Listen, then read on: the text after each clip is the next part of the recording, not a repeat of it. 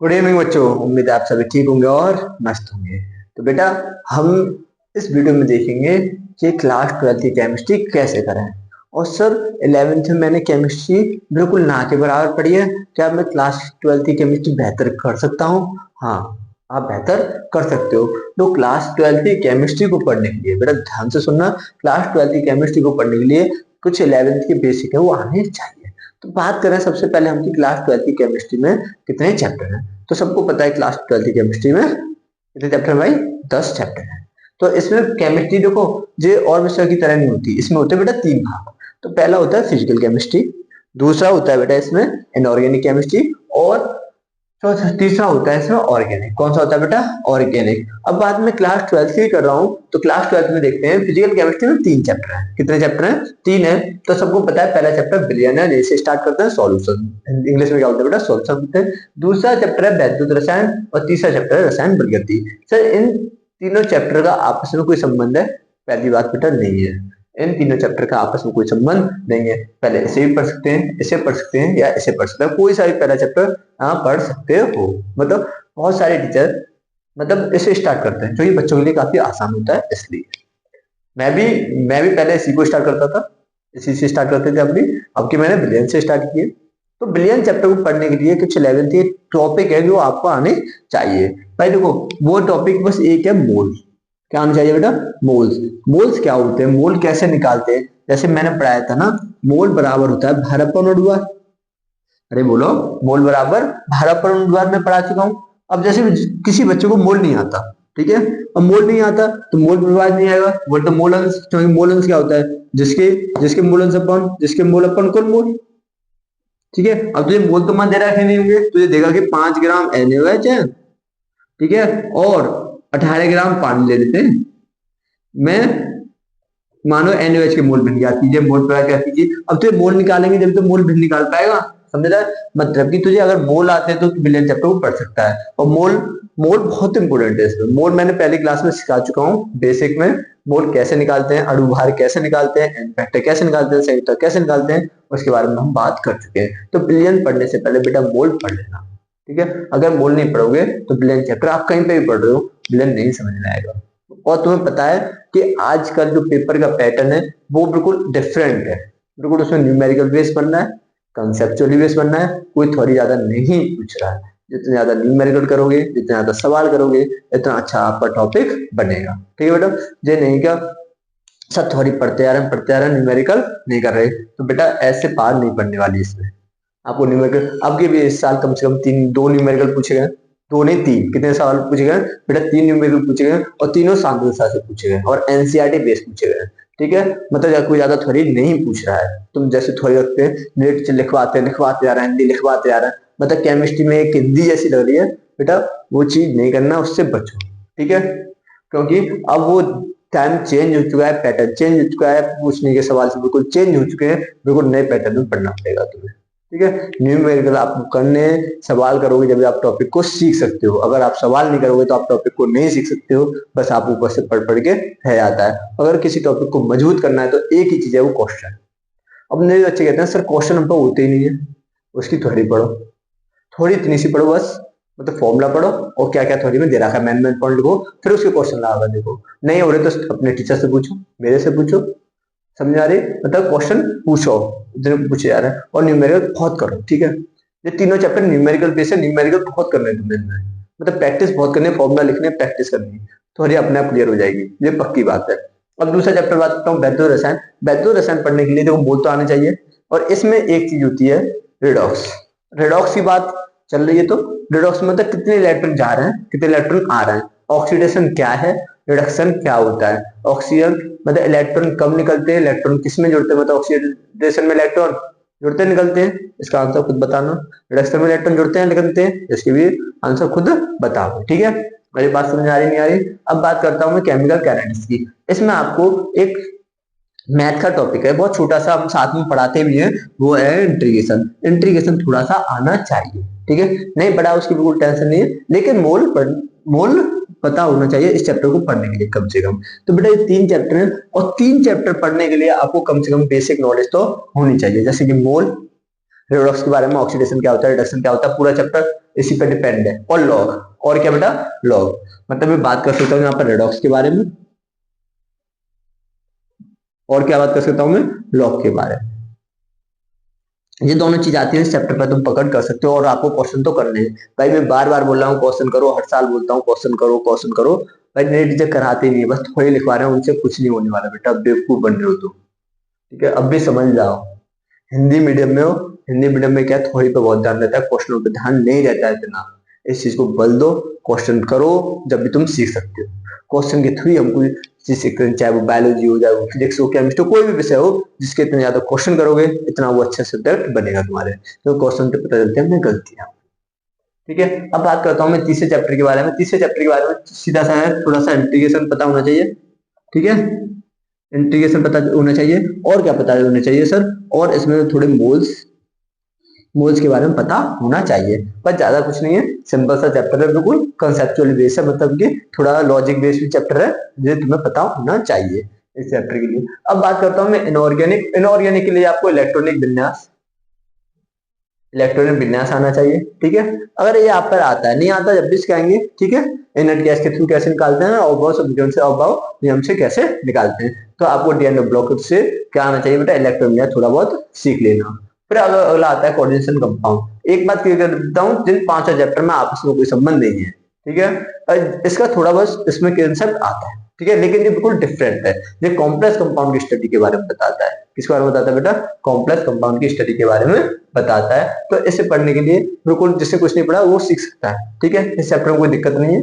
आपने 11th में कुछ नहीं पढ़ा, इलेक्ट्रॉन विन्यास आते हैं, ये चैप्टर को आसानी से सीख जाओगे, ठीक है। इतनी चीज आनी चाहिए, हम पढ़ाते भी हैं, स्टार्टिंग में पढ़ाया भी है मैंने, सॉल्यूशन में मोल्स पढ़ाए, रिडॉक्स भी पढ़ाऊंगा जब इसे स्टार्ट करूंगा, ठीक है।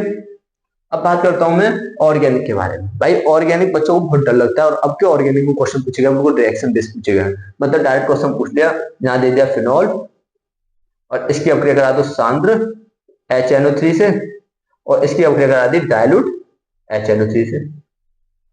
अब बच्चे को ये नहीं पता HNO3 है क्या, नाइट्रीकरण है, इसका इलेक्ट्रोफाइल क्या होता है, मतलब इसका इलेक्ट्रोफाइल सर NO2 होता है, प्लस क्या होता है क्या नहीं होता। अगर ये नहीं पता तो बिल्कुल ऑर्गेनिक सीख नहीं सकते, ठीक है। और मेरे बच्चों को तो इसका नाम भी नहीं पता, इसका नाम क्या है। तो इन चैप्टरों को पढ़ने के लिए देखो 5 चैप्टर है ऑर्गेनिक में, ये बिल्कुल अलग है थोड़ा सा, ठीक है। ये बायोलॉजी बेस्ड चैप्टर है,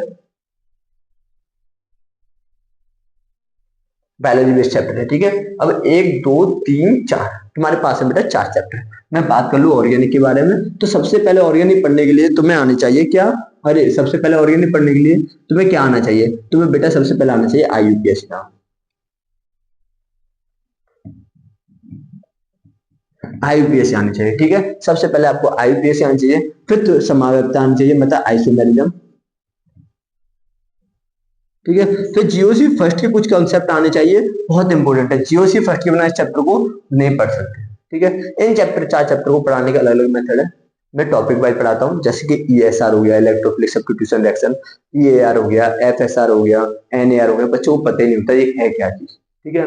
मतलब कि इन पे पूरी केमिस्ट्री टिप्पी है, तुम जाओगे इस चैप्टर में भी IUPAC नाम मिलेंगे, इसमें भी मिलेंगे, इसमें भी मिलेंगे, इसमें भी मिलेंगे। इन तीनों को एक जगह पढ़ लेते हैं, 11th में पढ़ेंगे, नहीं पढ़े आपको पढ़ने पड़ेंगे, ठीक है।